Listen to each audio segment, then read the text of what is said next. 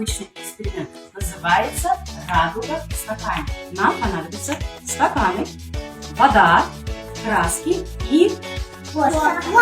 Нам понадобится сахар. Валя, стаканы одинаковые.